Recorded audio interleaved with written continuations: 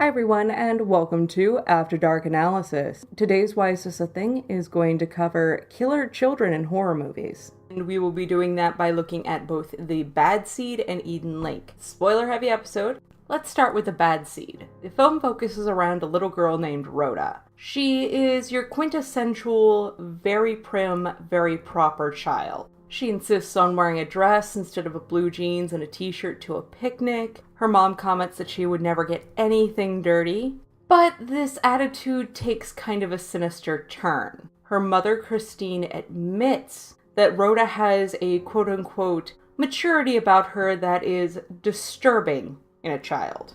With Rhoda's father still very much in the picture, but he's constantly gone due to being in the military.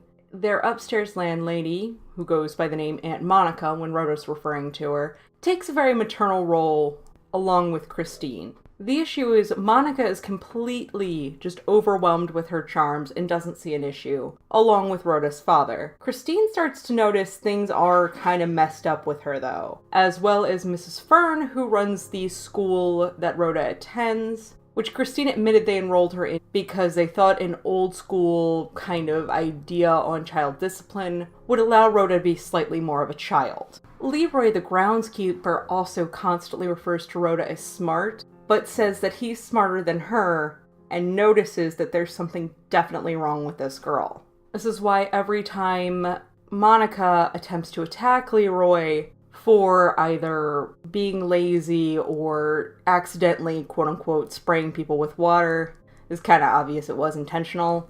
Christine defends him because she believes that he's not quite as at fault as everybody wants him to be. The events in this film all stem from a picnic at the Fern Day School. A boy named Claude Daigle, who had won the penmanship medal that Rhoda believed that she was totally entitled to and should have won, is unfortunately drowned and killed. Rhoda has a very peculiar reaction to this. Not only was she upset at the beginning before Claude Daigle's death about him winning the penmanship medal, she treats the death as very cavalier. It's obvious that her and the other children saw Claude Daigle's body being pulled out of the water at the picnic, but she seems very detached about the matter. When she's sent home, she asks for lunch because they didn't get lunch because of Claude Daigle's death. When Claude Daigle's mother, Hortense, makes a few appearances, she comments that her husband married at 40, and she wasn't a spring chicken either. Claude was their only son and will be their only son. They cannot have another baby. Rhoda's reaction to this is, why doesn't she take another little boy out of the orphan's home? Christine is completely disgusted by that comment. As the movie progresses, it becomes more and more apparent that Rhoda lied a lot about the events surrounding Claude Daigle's death. Christine and Rhoda are both questioned multiple times and encouraged to reevaluate what happened and see if they can remember anything that Claude might have said. Hortense really wants his last word. She doesn't care how small it is. She wants to know the last thing her kid did, last thing her kid said, which is a completely reasonable reaction to a mother who's lost a child. The two big bombshells that point to Rhoda killing Claude are the fact that the penmanship medal was taken off of his shirt. Hortense commented that she had pinned it on herself so she knew it was secure. It's found in the lining of Rhoda's treasure chest, meaning that she had intentionally tried to hide it. And she had it, and she had no good reason to have it. When the medal's found and Christine demands it be given to Hortense to pin on her boy before they bury him, she throws a fit and says, well, Claude's dead. What does it matter? You could write this off as a child not understanding death, because it is referenced that Rhoda had no concept of death beforehand. But Rhoda's behavior also indicates she's still very much in the developmental stage where they don't realize other human beings' needs exist, and Rhoda's old enough to be past that. Also, Hortense reveals that Claude must have bled before he drowned, according to the coroner. There were crescent-shaped bruises found all over his body. The important thing to know there is Rhoda has metal attachments on her shoes because she kept running over her heels. So she figured, well, if I put these attachments on them, the shoes will last longer and they'll save money. Christine uses this information to pull a confession out of Rhoda.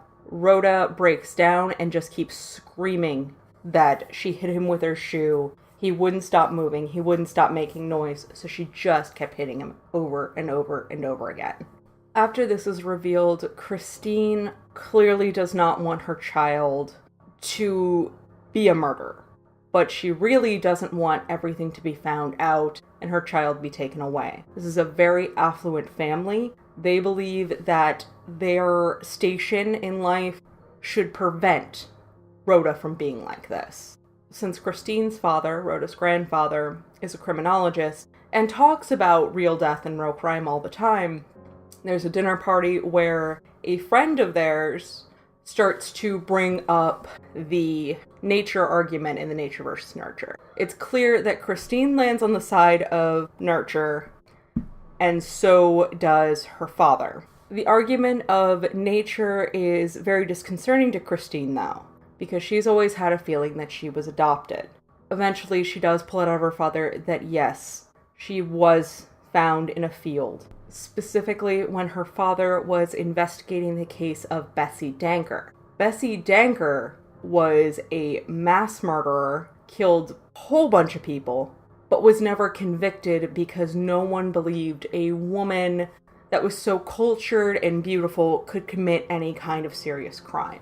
When her father found Christine, her name was Ingo at the time, he took her in and just never told her. She realizes since her mother was a serial killer, there is a chance that this is genetic and just so happened to skip Christine and is afflicting her daughter now. Once the confession about Claude Daigle's death is out there, Christine asks about an old neighbor they used to have named Mrs. Post. Mrs. Post had several knickknacks all around her house, and one that Rhoda absolutely loved was a glass ball with a fish suspended in it.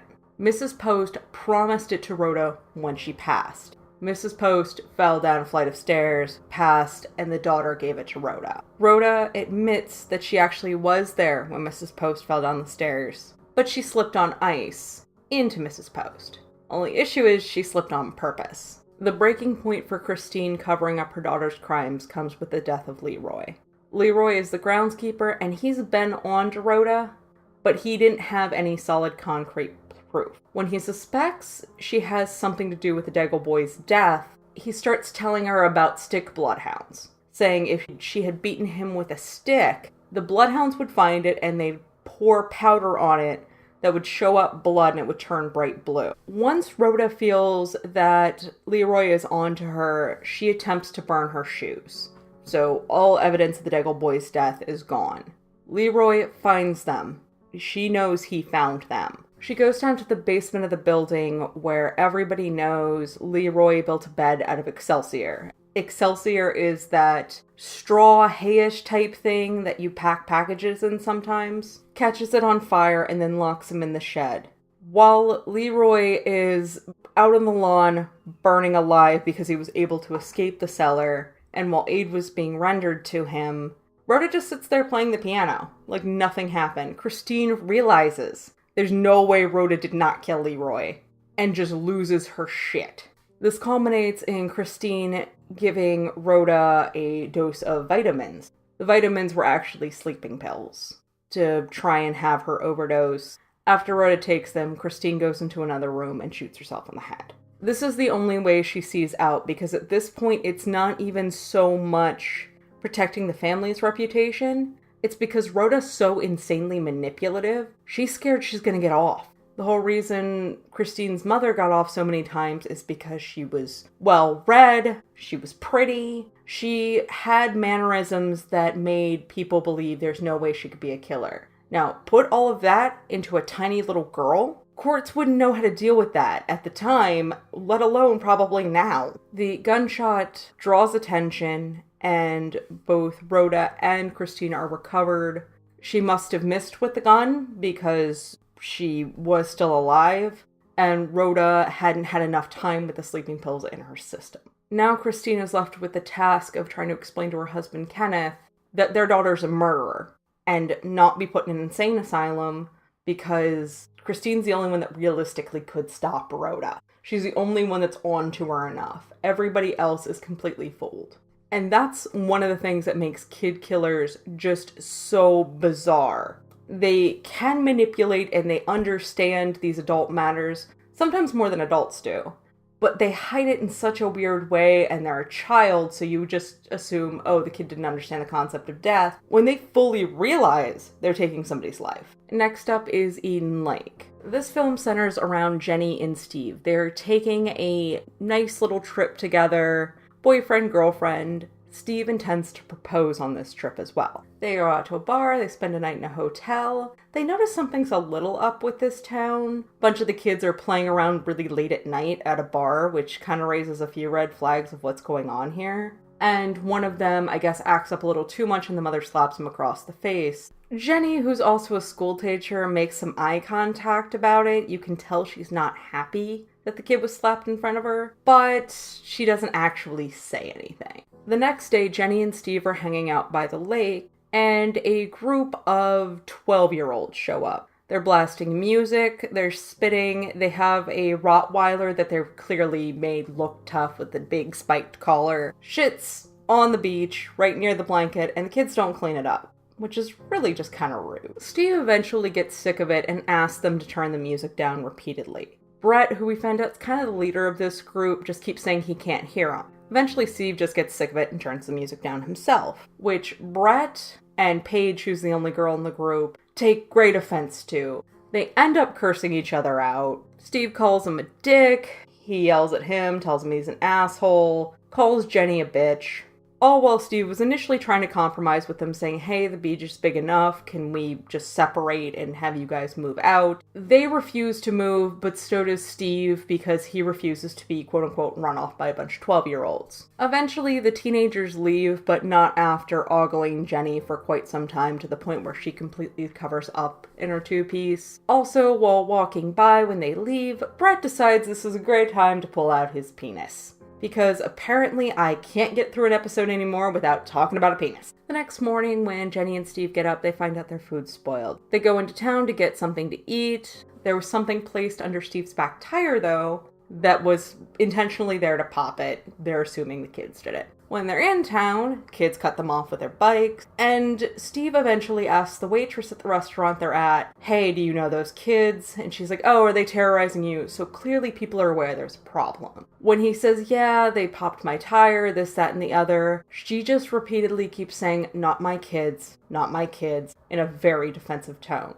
So he drops it because A, he's probably afraid they're going to spit in his food, and B, that's just a strange reaction to have. Yeah, it makes sense that she wants to make it clear that these aren't her kids, but normally when you have kids acting inappropriately, most adults are willing to point you in the direction of their parents. Not too long after this, we get to see why she was acting like that, though. When they're driving, they see the stack of kids' bikes on a front lawn, so they make the easy assumption, hey, this clearly must be one of their homes. He parks at the front of their driveway and ends up going in. He attempts repeatedly to get somebody's attention, but eventually just walks in. Father comes home. He's honking at Jenny because she's still in the car and the car's blocking the driveway. She moves, says sorry. He calls her a stupid bitch.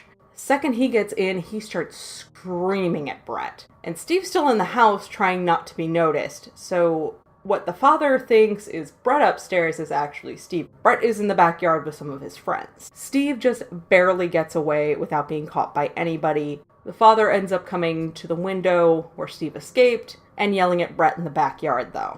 After Steve's escape, they decide just to go back to the beach and try and just forget all about it. That is until the group of kids show up again, driving Steve's car and almost hitting him and Jenny. They later track the kids down, terrorizing a poor caged raccoon. He demands his keys back, he demands his cell phone back, his wallet, and he sees Brett wearing his sunglasses. One of the group's lackeys ends up pulling a knife. Steve, obviously to defend himself, attempts to wrestle the knife away. Bonnie, their Rottweiler, does what any decent dog would do. He sees that one of his owners is threatened and attempts to come in to defend the situation. Unfortunately, since they're wrestling with a knife, the dog's throat ends up getting slit. In Brett's anger about his dog, he throws the car keys. Jenny finds them and tries to convince Steve to come with her. Steve keeps apologizing, even though it technically wasn't his fault. The kid pulled the knife, not him, and had the kid not been trying to stab Steve,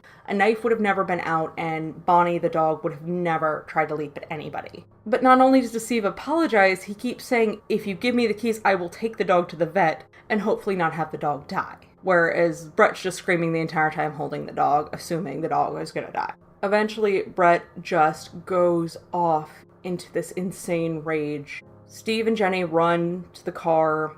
They're pursued by the kids. The kids pursue on foot. Eventually, the SUV accidentally gets stuck. The kids throw rocks at it, cracking the windshield so no one can see. Once they get out of being stuck, they can't see through the windshield, end up smashing into something, and Steve is impaled, but still very much alive, under a branch.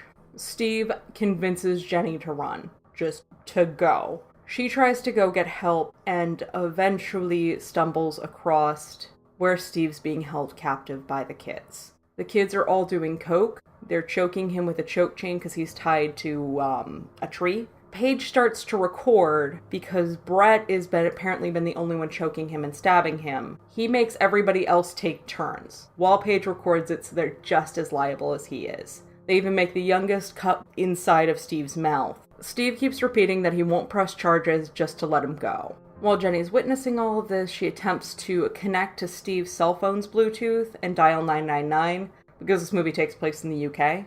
But Brett sees it, knows Jenny's nearby, and starts to try and find her. Steve yells at her to run. Jenny ends up toppling one of the kids' bikes with a log. And that's important to note because at this moment in time, they're still viewing these kids, while sadistic, as kids, and she's attempting to use non-lethal force. She just wants them to stop and go away so she can get Steve to a hospital and just get away from the entire situation. When Steve and Jenny are able to link back up, Steve does propose to her while he's bleeding out. We also see Brett giving one of the other boys coke, and he just starts coughing a lot, which I was watching this with a former coke addict who pointed out that typically means you're slightly inexperienced with coke because it's supposed to go down the windpipe, and clearly this kid wasn't used to that. Eventually, Jenny finds a kid named Adam, who they saw the larger group bullying earlier. Adam lures her into an area under the pretense that his mom just got off work and is going to come pick him up in the woods. Jenny realizes he has phone reception, freaks the fuck out, and starts trying to get it from him, call 999. Obvious trap was obvious. Jenny gets knocked out and wakes up tied to Steve. Steve is very dead at this point. A couple of the boys fight Brett on this one because they don't want to light Jenny on fire while she's still alive. Adam is forced to light the match and he fails on his first attempt, but is successful in lighting Steve on fire in his second attempt. Jenny is able to get free because the ropes that were tying her to Steve have now charred. She runs off and Brett threatens to kill Adam if she doesn't come back. Jenny just goes. She ends up stopping and pausing when she hears Adam screaming and she hears everything go up and ignite. She stops, she cries, she vomits. It's obvious that yes, she still feels bad that these kids are dying and she could have done something to prevent it, but at this point she needs to get away and think about herself. Not too long after the fact, she smashes a map that was covered in glass for the park to figure out where she's going. She ends up hiding from the boys because they kind of sort of found her. When she gets out, one of the boys comes back and she stabs him in the neck with glass. She sits there the entire time covered in just mud and blood because she's pretty messed up at this point, holding the kid as he dies. Again, it's obvious she feels remorse. It's obvious she does not want to be doing this, but she knows at this point it's a choice between them or her. Jenny ends up going into a van with a guy that she doesn't know. She starts talking about these insane kids in the woods. It turns out the guy that gets her is Reese, which is Ricky's brother, who is one of the group that was terrorizing her. The brother, not assuming Ricky was in the group that was terrorizing her, starts freaking out, thinking Ricky was hurt. Ricky was already dead. When she realizes the van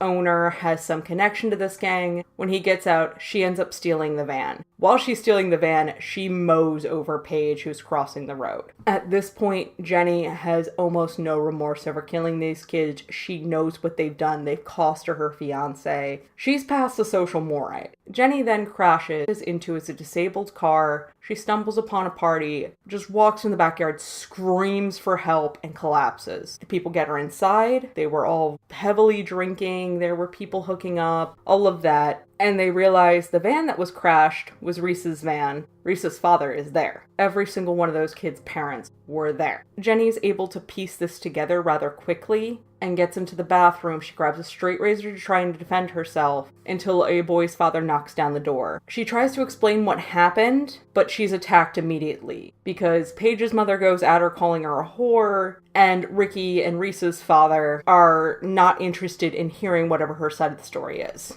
At one point, she even says they started it. The father says, well, we're gonna finish it. Brett gets hit and sent to his room. Jenny's drug into the bathroom and killed. Or at least we're assuming she's killed due to the conversations that are being had and the screaming that's going on. Brett walks upstairs, he deletes the video and puts on Steve's sunglasses. This is nothing to him anymore, implying if he hasn't done this before, he's definitely willing to do it again. The reason I picked these two movies to discuss killer kids with is I think it shows two sides of the coin. Biggest thing in this always seems to be nature versus nurture. The bad seed believed completely in nature. It showed that, hey, Rhoda was descended from a serial killer, and while it might have skipped a generation, the murderous tendencies are still absolutely there, whether popular science thinks they're bunk or not. Eden Lake is very much about nurture. We have Brett, who came from an abusive household, beer cans everywhere, holes in the wall, very unkempt, and he goes on to lead a group that the parents seem very similar to his own. So there's a lot of damage already going on with these kids. It just seems like Brett took up the reins to lead them to doing deplorable things. Killing kids has always been considered kind of taboo in horror movies. This is kind of a weird way around that rule, though, because if we have the kid as the aggressor,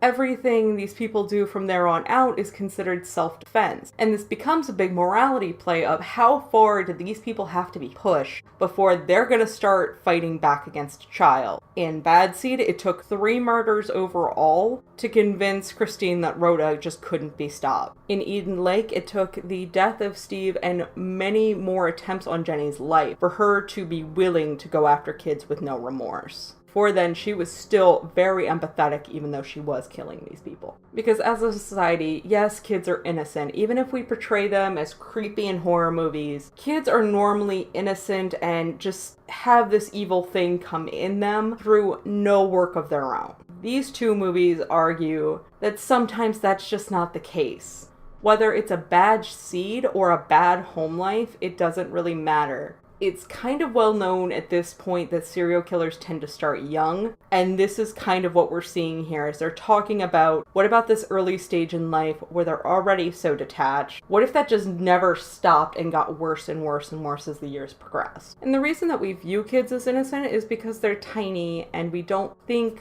they're smart enough or manipulative or gross and sick enough to commit any kind of murder. This is mostly for our own benefit because we need to keep kids, we need to keep them to keep the species going. That's why people procreate, and so their kids can make more kids, and we just keep going on down the line. So anytime you mention or put out the idea of murdering a child, it is incredibly taboo, and not arguably so. This isn't a bad attitude to have. But the point of these films and what has always been with them is how far are we willing to let them go before that norm and that moray can just be cut away and admit this has gone too far, this kid's too bad. They either need severe help or they need to be destroyed before they kill somebody. Luckily, this is movie world, so we don't really have to worry about that, and kid killers are not super common, which isn't a bad thing, as well as serial killers not being super common.